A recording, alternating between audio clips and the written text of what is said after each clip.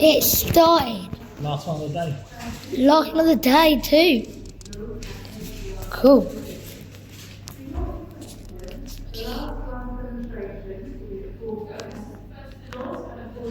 Looks like he's testing the temperature.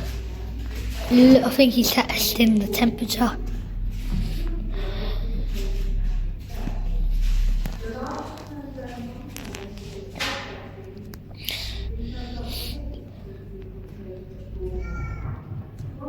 Right then folks, welcome to the Wight Manufactory, and today is quite a traditional day. We haven't started really making sweets since Saturday on the weekend, so factories have been open but we haven't been doing the demonstrations. So today is one of the evening shop apple and custard. So not the blue garden custard, but another traditional version. So how do we make them? Well, over here, I've been heating up in the last hour about 6 kilos of granulated or cane sugar. So you see what a big metal bucket's on the trolley over there is normally about 3/4 of the way up. Now there's water in there as well, but the two don't combine very well. Just make sugary water. So you need another element to make it, and that is liquid glucose. So it's a bit like treacle or honey. So it basically binds the other two together, and then at 125 Celsius, the water evaporates and goes up through the fan in the middle there. Ooh. Now the ideal temperature of what we make here, ideally, is always the hard boil, but we also do the honeycomb as well, which is a waiting, breaking up and putting into tubs.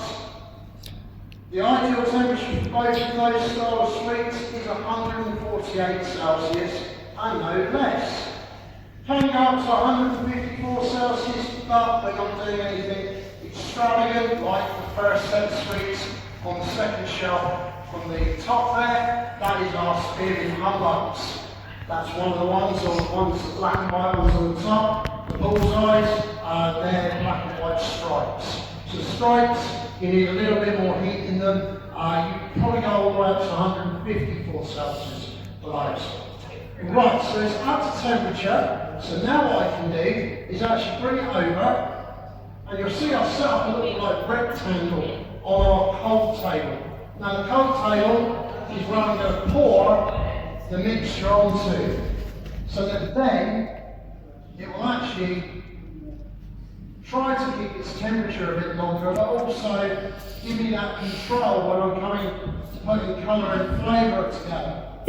So the first one is yellow. It's natural food colouring, and that's the custard side. Now if the sugar is cooked properly, I should be able to spread it in like so, nice and easy. That's why I put colours in first. And you'll see it'll slightly look like it's disappeared into the mix. Now the yellow is the one that we will be doing a colour change to, because it's two different colours.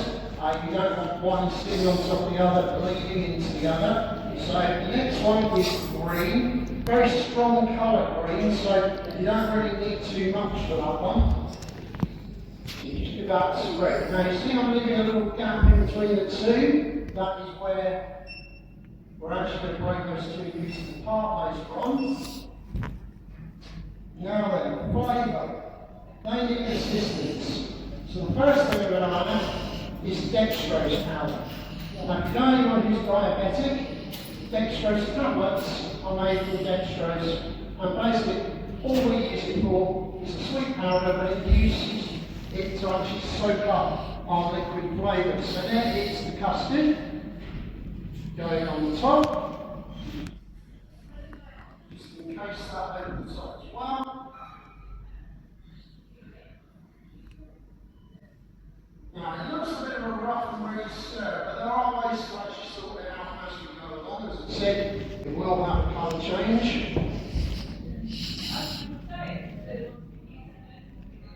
Never going to get it all the way to the bottom. There are ways to actually make it look nice. So it will probably know why it won't be able to go all the way to the bottom of our table and like that as you can go. Maybe about the middle it's going to reach. And that's probably the best area for it, to make sure it's fully covered. Right, so there we go. Here's the first one added. Now the apple has dextrose to start with, but it has another powder used over the top, and not too much of it. That is citric acid. Now citric acid is used mainly to do our sour sweets.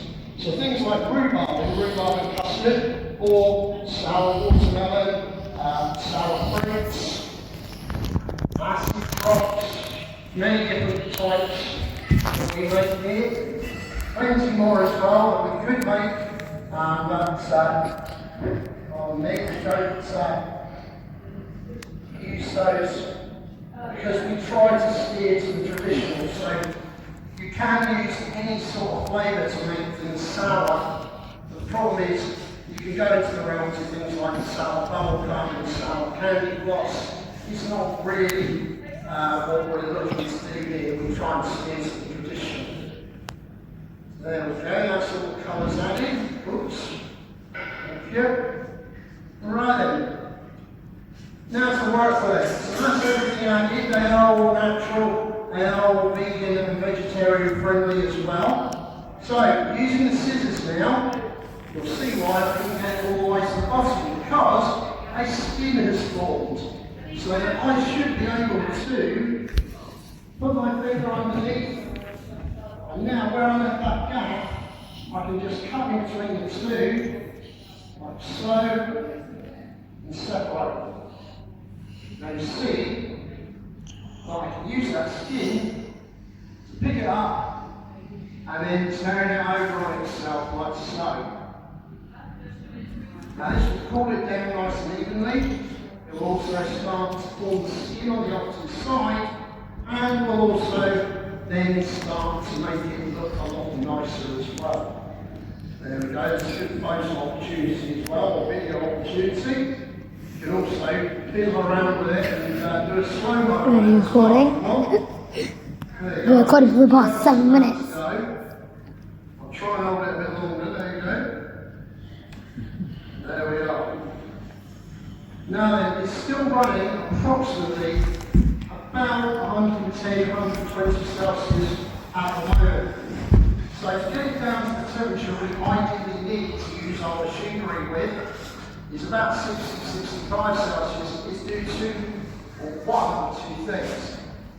The first one is to do what we're doing now. We can cool it down just by turning it over on itself and using our gloves and whatnot to actually stretch out the mix. We find the sticky area and just turn it over on itself and allow that to actually start cooling down a lot quicker as well. Now, another way, if it's hot and humid in here, is to actually slow it down. Because the tables will be quite warm, so we need an advantage, and that is with this table. Over on the side of me here, there's pipework. That pipework actually leads to a big cold water tank at the back. Now the cold water tank will then get switched on and pump cold water over here. And underneath here there are lots of recesses under the table that will fill up, and then the water fills it up, and then of course it's squeezed out underneath a lot faster. That's what I think there. Safety first. Turn the plug off. Turns all the stoves off. Now, it doesn't matter if the custard is ready for the apple or vice versa. As I said, the custard is going to go through a process to change its colour. Get that sticky area sorted.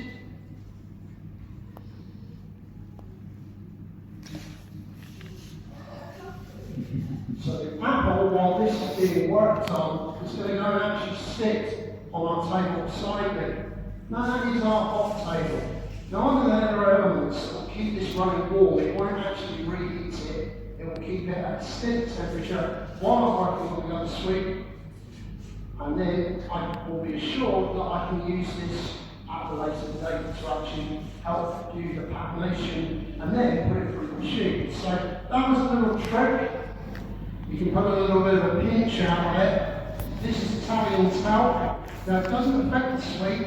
All it's doing is stopping any sticky bits sticking Talcum powder.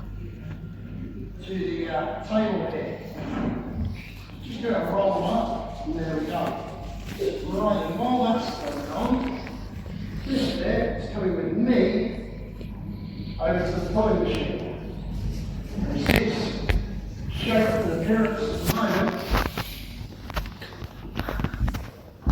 All that's changed. So you just put it over the arm here.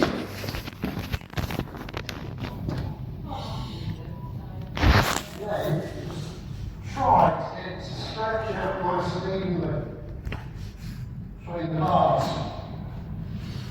So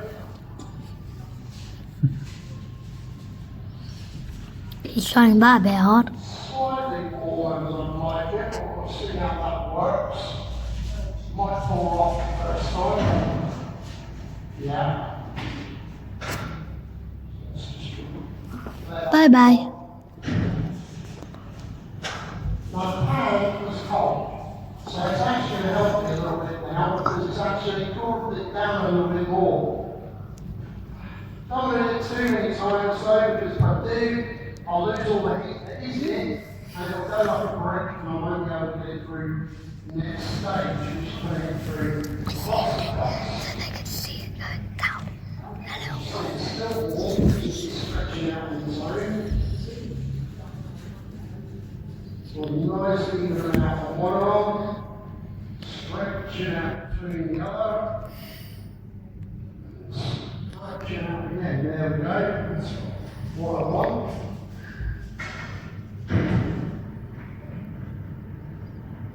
So what I was going to start to do is called folds form.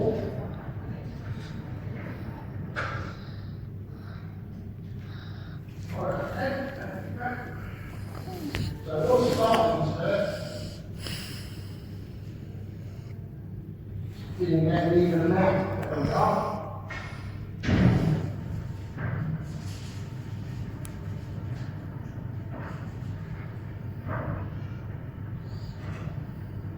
Bye. So this is the last one of the night. There we go. Try it one more time. Luckily, there's still quite a lot of heat in it.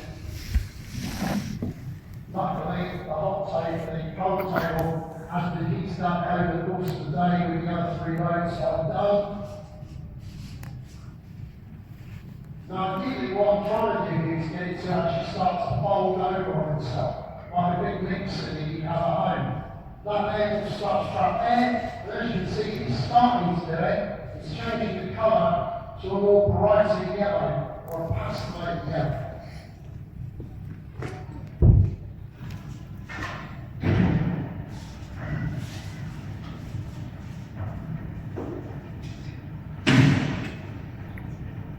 So I think that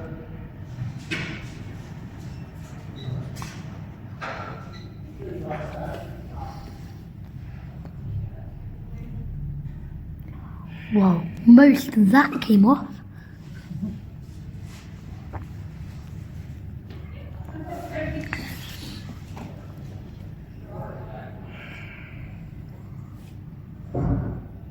It's quite cool. You can see that how it's changing colour. Yeah, that is quite a nice touch. Now the other way of doing it is to actually use the hook that's here with the bracket. Yeah, it's going to try and sort itself out, so no panic. Yeah. There we go. So the hook here, you basically just lock over the top and you twist it and you do the manpower. There we go. So that's it on that one. That's good. You stuck to the colour I want. Don't let it, as I say, go too long, otherwise it's going to continue to cool down and then it'll be hard for me to finish it. So let's take that.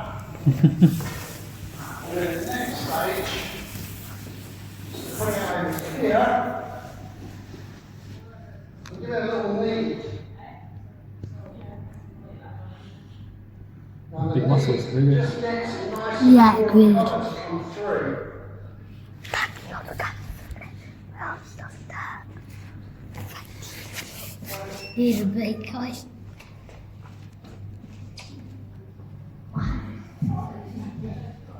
Now, from there, see the green is stuck to the tail, no it hasn't, but it has.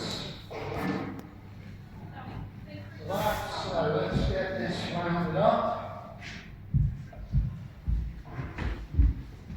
Okay. One on top of the other.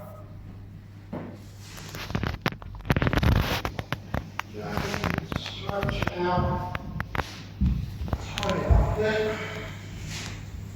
Whoa. And now to round it up. There we go, just rounding up the sweet. It's a big sweep. Now to take in the rounded version into the butch roller. Now the butch roller has 4 rotating rollers that keep it running nice and rounded.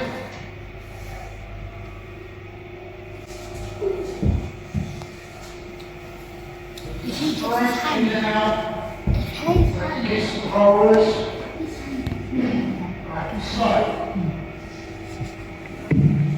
Turn on the next machine. Now with my finger and thumb,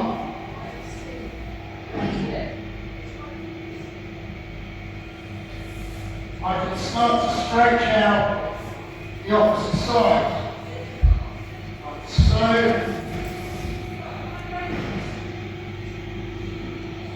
And stretch it out so I have enough here to work with on the opposite side. It's like a snake. That is a snake. Now I want this end to be about the size of a pencil. No.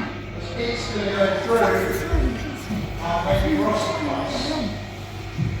I'll pick it out of the way.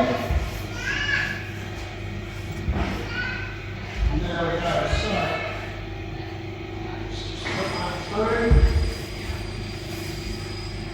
Got to make sure it's nice and rounded. Bang.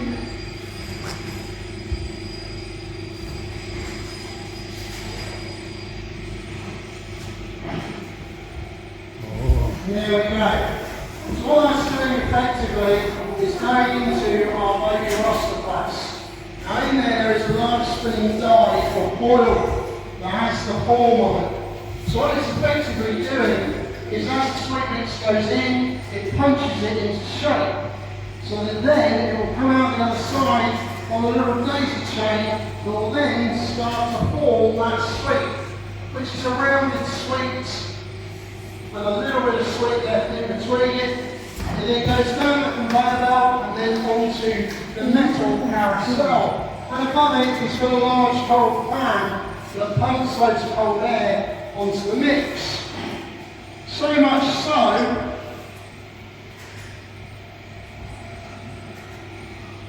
that that then should be able to be broken up nice and easily. So there Get a we lot go. out of that mixture. Get a lot. That's a lot. Think what I want. That's still a lot. It's wet. Damn. Now, as there's only one of these, what I can do in a minute, just get enough of it going around, let it cool down a bit on the actual conveyor belt and the carousel there, and then turn it off the machine and give it a break up.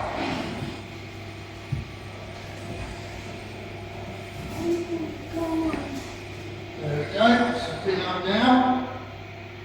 Just so it doesn't stay on itself for too long. Oh my god, how did that just break? That just break. Yeah. Just breaking them up. Like It's so. here off the thing, it just breaks. Wow. And then, hopefully, turn it back on. And we should be able to continue on. There's more. Now, there is another die that we use here, as I said earlier on. we also make the humbug. Now the humbug is a flat blade, so it actually forms little sticks down on the carousel.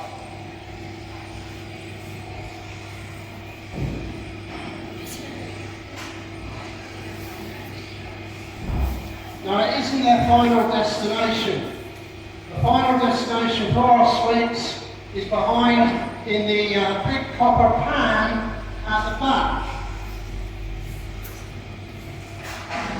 The copper pan is our crystallising drum. Now in there our sweets will go over the course of the day.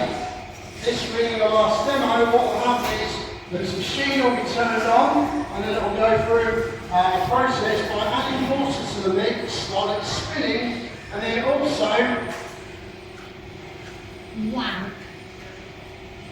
putting in 2 big scoops of caster sugar. It will then start to form a natural preservative to the sweets, so they will last longer in our buckets, our bags, and our boxes while we go for instance, or while they go to the shop, so they won't be as sticky. Now this is about 9 kilos of mixture. So you're looking at approximately about 2 to 2,500 sweets coming off the shield. Only 2,500 sweets, okay. Get this last bit through. That's not enough sweets. Oh look, he's wrapping up.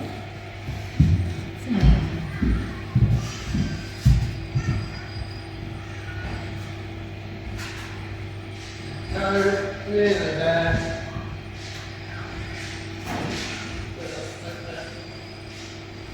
There we go. Slip that one through nicely. And there we go. Last bit. Right guys, so that is the end of the making part of the demonstration, but next is the fun part for you because you get to try some of our sweets. Oh, We've yeah. got a little back there for you because Yeah. I'm the only ones in the room. I'm looking forward to it. Now then, when you do try these, remember that they have not gone through the crystalliser, so they will need to be sucked on, not fitted into. Otherwise, if you do bite into them, they're going to cause you issue with your teeth, fillings, loose teeth, braces. They could cause damage to those if you bite into them. So just use a little hot drink if you do accidentally, okay?